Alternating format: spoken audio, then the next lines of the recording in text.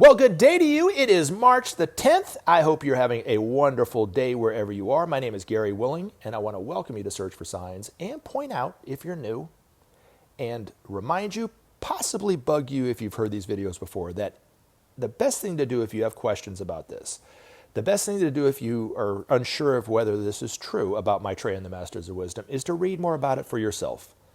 I've included links in the description portion of every one of these videos that take you to websites that talk about this information in some way. So they're there, they're free for you whenever you want to look into it. If you want to join the discussion, post a comment, post your question in the comment section. You can email me at searchforsigns@mail.com or even join the discussion on Facebook. And I typically, right after that, will thank everybody that has commented and asked questions, and I'm about to do that. But I want to say a couple things about this. I feel it to be a tad bit hypocritical for me to encourage everyone to join the discussion, because I don't do that myself when I go on other people's YouTube pages. I don't tell them what I think. I don't tell them whether I like it or I hate it, and I don't ask questions. I just listen to the video and I move on. And I'm sure that's what the vast majority of people who listen to these videos do too. I'm just like you. And I admire and respect people who do take the time to address those comments. And not address the comment, to post comments and ask questions. Because I don't have a production team that gets together and comes up with what we talk about. And almost entirely of what we talk about here, the dialogue, and the inquiry is all coming from your questions and your comments. And that's why I thank you from the bottom of my heart for doing that. And I look forward to more questions and comments in the future, because it really is depending upon you guys. And selfishly, I learn a lot about this information from your questions and your comments, whether it's just reading some of the comments or trying to answer the questions. And then the other thing too is I'm very inspired to know that there are people who I will never see in my life face to face, but yet we're starting to connect. And the people who comment quite a bit or, whatever, ask questions from time to time or whatever, I feel like I know you. Even though I don't really know you, I feel like I know you, and I feel like I'm connecting with you. And hopefully you have the same experience. But I want to thank XXYX, Cynthia Jaworski, my man Ray, and Vanessa Rivera for one question, several comments, and an email. So anyway, but thank you very much for doing that. All right, now I want to start with Ray's email, because Ray is a guy who actually took my advice and took an extra step and started to learn more about Maitreya and the Masters of Wisdom. He might not believe it 100%. He might be unsure about it, and that's fine. In fact, I think that's probably the best place to be, open-minded about it. And so he took some time even and bought one of Benjamin Creme's books online. Now, what's funny about this is it's not one of the books that I recommend that you would read first. And so we had a laugh about this because he was thinking it was, and when I told him, no, this is the books that I read, he was like, oh. So we laughed about it a little bit. But the books that I typically would recommend for you to read first would either be Maitreya's Mission Volume 2, which is a book by Benjamin Creme, for general information about Maitreya and his priorities. 2, if you want to know more about who and what the Masters are, how they think, what they're about, what kind of what makes them tick, to even who and what Maitreya is and what he really means for humanity and about the priorities of Maitreya. You can't get it anywhere better than reading A Master Speaks. And these are just compilation articles that Ben's Master wrote and were published in Share International over the years. And they're compiled in 2 books, A Master Speaks Volume 1 and Volume 2. Just a little side note, if you don't want to buy one of the books, you can go to the Share International site and read some of these articles for yourself. They're really wonderful articles, so hopefully you'll take the time to do it. But he bought The Reappearance of the Christ and the Masters of Wisdom, which is a fine book. There's nothing wrong with getting that book first. It's just that book was written I think it was the same year that Star Wars came out. And I'm not talking about some of the prequels and postquels. I'm talking about the actual A New Hope, that had Luke, a very young Luke Skywalker in it. I think it was 1977 when that movie came out, and I think this book was written around that same time. So that tells you how long ago that was. Now, he had a little bit of a book report that he emailed me, and I wanted to read his email, and then I wanted to address one of the concerns that he had about it. So he said, Gary, hope this finds you well, which it did. The overall theme of the book is positive, peace, love, etc. The bad, the devil is in the details. And then he gave me a little winky emoji. The ugly, and this is what I wanted to talk about. The book talks about a new world religion founded by the Masters. The religion will invoke spirits and require require an initiation much like Masonry. In order to become a 33-degree Mason, you must renounce Christ. I know this is one of Ben's earlier books, but the statements are from him, not me. Interesting topic. Thanks, Ray. So let's talk about this. I'll talk about the New World religion in and of itself after this, but the religion will not invoke spirits. Okay, so these masters are masters. They're not spirits. They do not channel, even though people claim to channel them. They do speak telepathically to one another. Eventually, we will be doing the same thing. Right now, we have to use our voice and our mouth, but they speak telepathically. And from time to time, we do pick up on things telepathically, but not scientifically the way that they can do, where they can communicate and expound upon very detailed whatever, all across the world or beyond the world telepathically in an instant. They can do that. Eventually, like I said, we'll be able to do it. From time to time, these masters throughout history have worked through very, very advanced members of humanity and given their information out that way telepathically by means of overshadowing. It's a science that most people don't understand. Perhaps most people might be quite afraid to even know about, but the disciples that did it didn't talk about it per se because it wasn't important for them to say it. They were doing the work of these masters and it was being done telepathically through them. But they didn't, their free will was never infringed upon. Ben, when he was overshadowed by Maitreya or his master, was totally conscious of the time. At the time that was going on, was not in a trance. And he was asked if it was okay for him to do it. Now, the other thing is, there were other people who historically have had done the same thing, had worked the same way with these masters. Jesus, when he was in Palestine, was overshadowed by Maitreya. And Maitreya gave his teachings out through Jesus. So most of the things that are attributed to Jesus saying were actually coming from Maitreya. Like what we're going to talk about in terms of the law of cause and effect, what you sow shall you reap. That actually came from Maitreya. Doesn't mean that Jesus couldn't have come up with that himself. It was just that came from Maitreya. And then Jesus, when he became a master, overshadowed the Prophet Muhammad. And the Islam text, the Quran, was written by Jesus when he was a master. So they're coming from the same source, per se. And then if you look at even some of the artists of the Renaissance, one of the things I found most fascinating, because I'm an artist myself and I love Rembrandt, is Ben said that when Rembrandt painted his upwards of 80 self-portraits, Maitreya overshadowed him at the time that he was being painted. And Rembrandt was a good enough painter that he actually painted in the eyes of Maitreya into those paintings as a way of Maitreya early on, very slowly, very peacefully, and kind of in a bleak way, approaching humanity. And so there's an energy coming off of his paintings that is of Maitreya too, along with Rembrandt. But it was because he was overshadowed by Maitreya. And then Bach, one of the famous Baroque, probably the most famous Baroque musicians and composers, was overshadowed by his master. And when he wrote a lot of his concertos, he was being overshadowed by his master, but it was musical way of talking about the laws of life.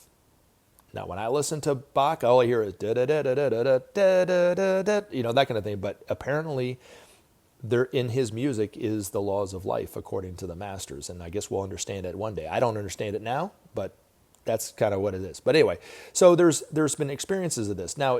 But it doesn't mean that they're invoking spirits. Is my point. Now, in terms of the actual new religion, okay, let's talk about this.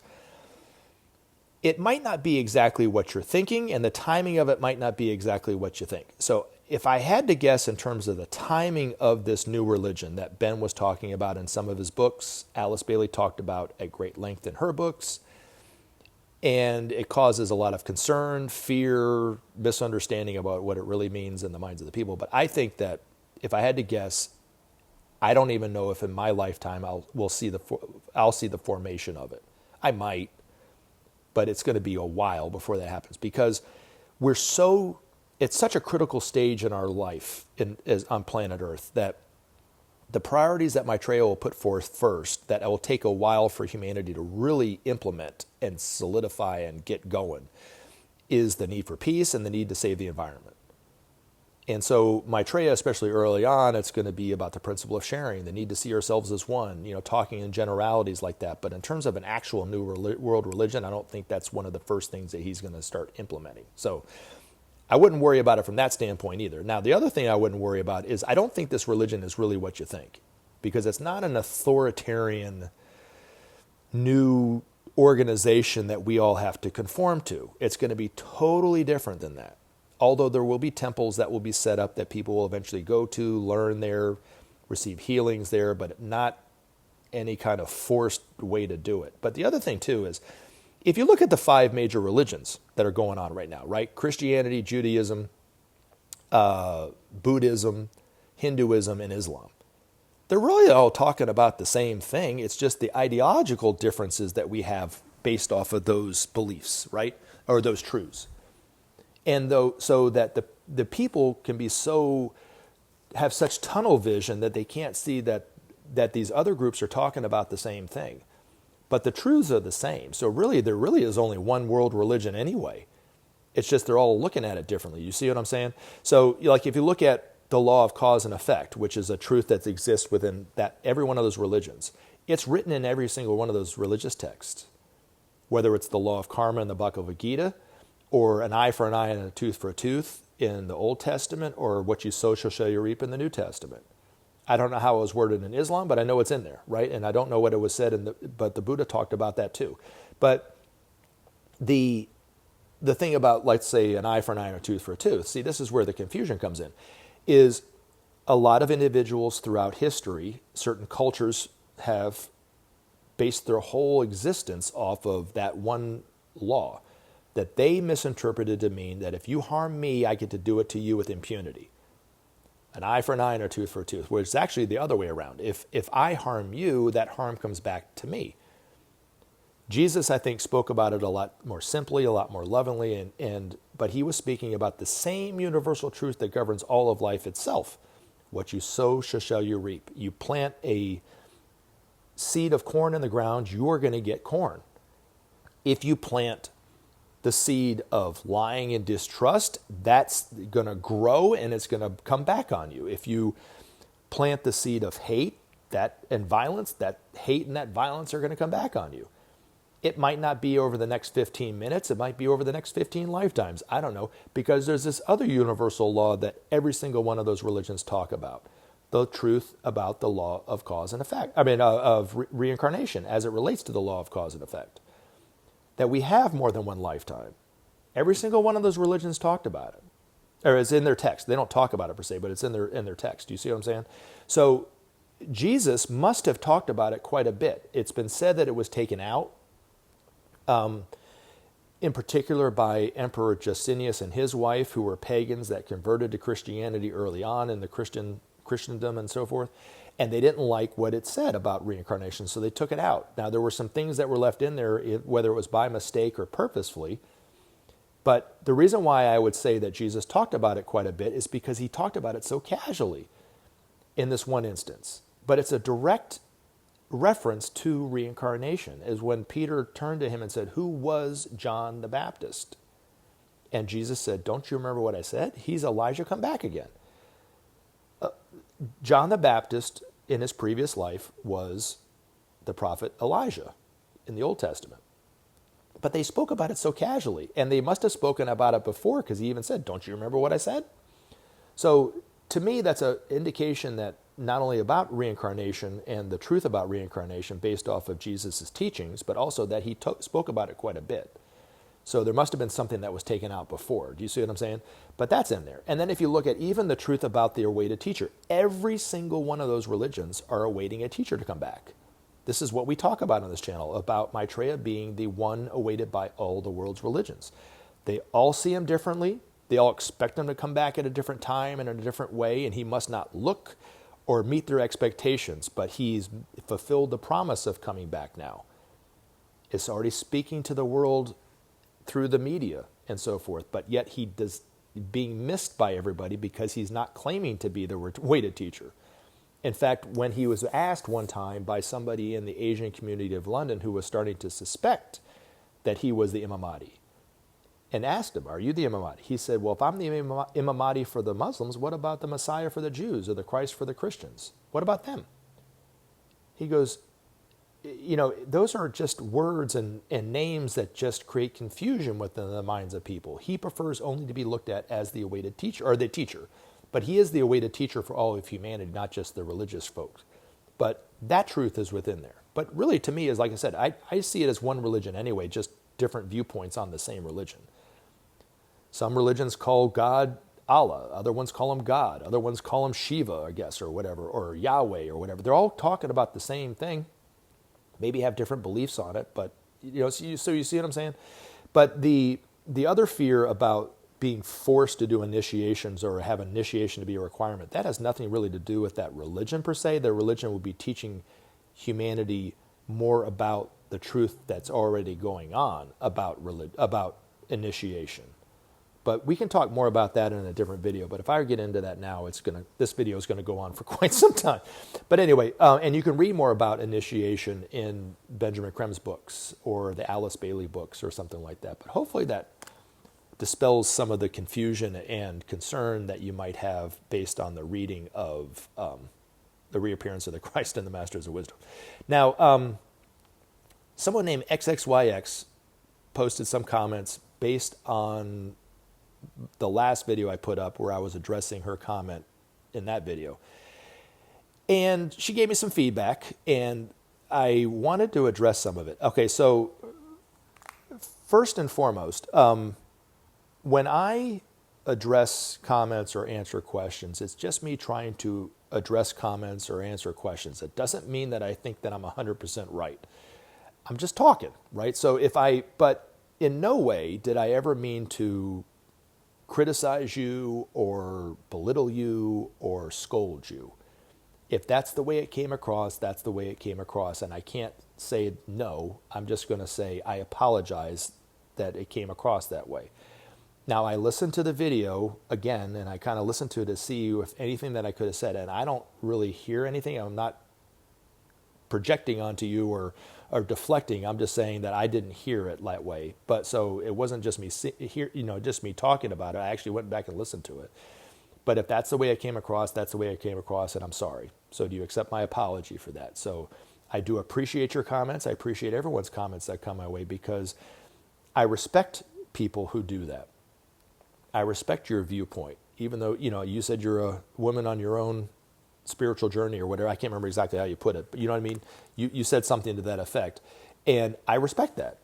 Just as I respect somebody who believes Maitreya is the Antichrist and is having to work this out in their own way, in that way. I have nothing but compassion for people like that because I have been there too. I have been concerned about this information, had to study more about it, work my way through it to see if there's any truth to it. But we're all working on the same thing at the same time. You know what I mean? It's just we're working at it in different ways. But the one thing I do want to address that might sound like criticism, but it's not. I'm trying to help you.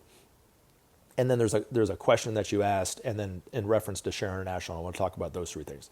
But the first thing you said, or the last comment you put, but I want to address first, is you said, you sealed it up nice, but I think you made me a really handsome-looking SHIT sandwich. It's pretty funny. So unexpected, so depressing, actually, because I really respected your opinion and looked up to you for your knowledge. XOXO. So the first thing I want to say is, don't look up to me for anything, whether it's my knowledge or anything else. I do not want to be put up on that kind of level, okay? So I'm just an ordinary person who lives an ordinary, perhaps boring life by all accounts. But for some reason, stumbled across what I think is extraordinary information, and I'm willing to share it with people. That's it. Okay, so when asked a question and I try to answer it as best I can't guarantee that it's 100% spot on or right. Okay, and I can't guarantee that somebody's going to actually like what I have to say.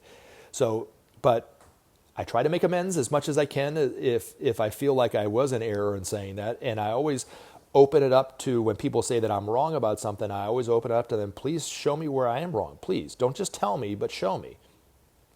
I'm willing to learn, right? But I in no way think I'm an authority or any kind of spiritual leader or anything like that, where what I say goes and what you say doesn't. And so please don't take it like that.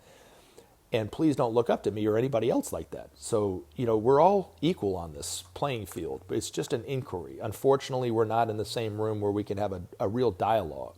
So I could listen to you and see your body language if what I'm saying is actually affecting somebody negatively or something like that. But I in no way intended to make you feel any less of a person or make you upset or make you feel like I was scolding you or anybody else, even though that people have said that I've said that from time to time, and I've always come back and apologized to them for coming across that way if that's the case. But anyway, the thing I want to say in terms of Share International is, you said I never said I looked towards Share International for hope, and I never said that you did. And I also said something about throwing people under Share International under the bus, and you said I'm not throwing anyone under the bus. I wasn't saying that you were throwing them under the bus. But a lot of people do. And it comes from people thinking that what is going on with Share International is directly related to and confirms or doesn't confirm or confirms that it's not going on, right? The reappearance of Maitreya and the Masters of Wisdom. What's going on with them, with Maitreya going back into the everyday world, speaking on the media, these masters eventually coming out more into the open, is not dependent upon what's going on at Share International. Is that a better way of me explaining it to you? So you are not alone in your criticism or your assessment of Share International. Other people have been very critical. Maybe you haven't been quite as much. And I was addressing all those comments kind of together. And even though I'm not a part of the Share International group, I share some of those same concerns and criticisms because I see what's them becoming an organization. I saw it going on then. And that's why I quit at the time. That's what I was talking about yesterday when I put the video up. But I love those people at Share International. I love them all. They were all wonderful people.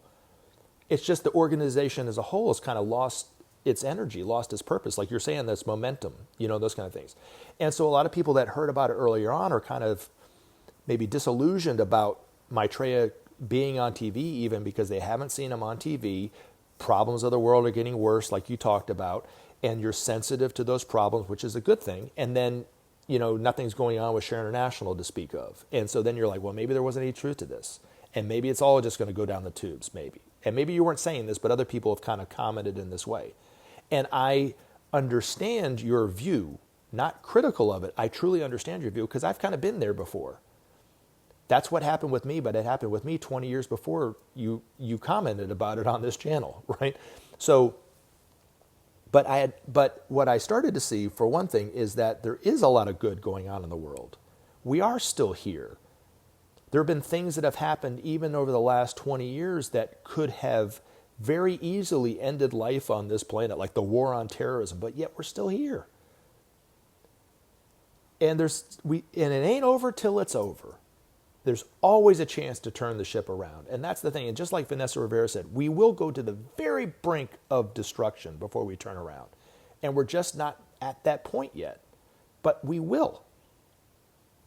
Thankfully, we have higher help for it. And I know you know this, and I'm not just talking to you. I'm talking to everybody, right? And so, when I said about looking to Share International for hope, I was talking about the other people, too, who had that same problem of looking to them and looking to anybody to give them hope.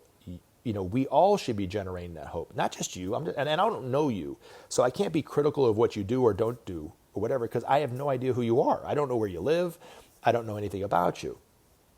So please don't take it as criticism. Please don't take it as criticism. I was just trying to share my view on it. Now, the thing that I said about Share International kind of started this thing, I believe, is and I knew they said it because I was there when they asked Ben this question, but they said something to the effect of, how are we going to get this ready for when all the world leaders look to Share International for all this information?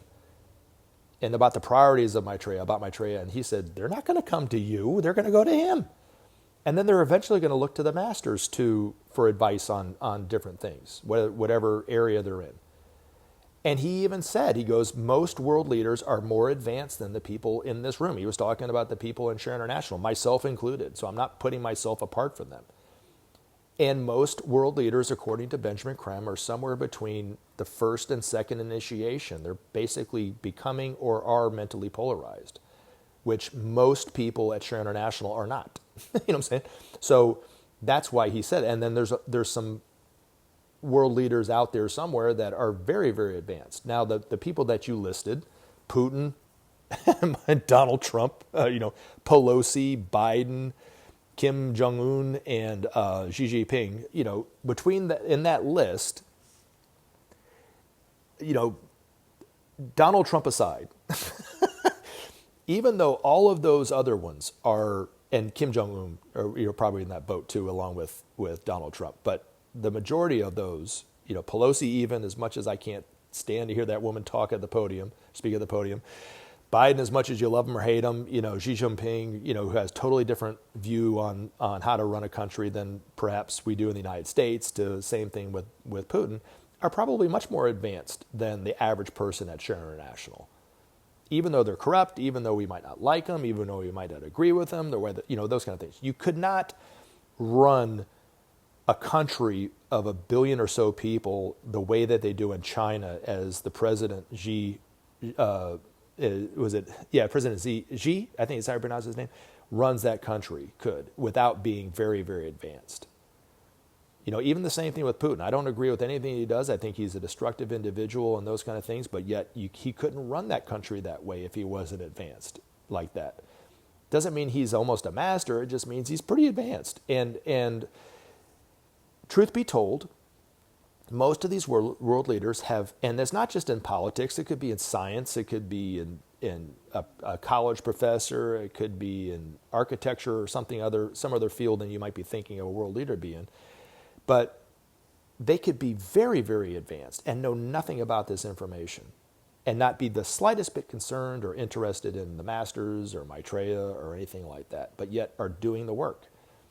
And kind of what we're talking about here is all the same thing. There is a difference between knowing and reading this material and doing something with it. And it's far better to do something with the problems of the world, or the solving of the problems of the world, and doing it day in and day out and serving in that way, than to know all this information and do nothing with it. Now, keep in mind, before you say something back to me and jump down my throat, I'm not talking about you personally. I'm just saying this in general. It's far better to do something with it than to just know it and just read about it. And there is a distinction there. And as even Maitreya said, he talked about these leaders out there and people who serve that know nothing about this information and aren't interested in this. He said some people work better in the dark. And that's what these people are. I'm not saying that Putin knows anything about Maitreya or even is concerned about Maitreya, but yet he's probably mentally polarized.